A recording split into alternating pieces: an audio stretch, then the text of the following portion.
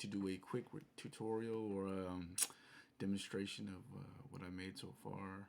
So essentially we have the parameter sheet, and we have parameter 2 and parameter 3. So 2 for 2D, 3 for 3D, and that's attached to these volume levels for, I think this is the beat for 2D and 3D music.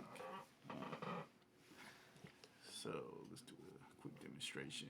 So right now it's in 3D mode.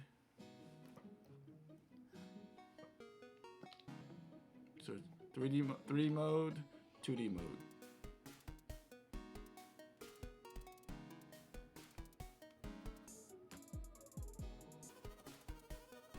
And it's the same thing for our spaceship shooting sounds. No, I'm talking to the computer. My wife just came. Okay. So it's 2D.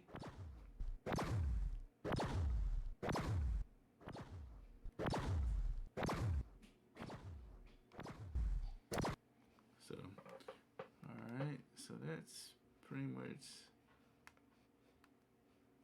that. Alright, hey, stop pressing that button. Alright.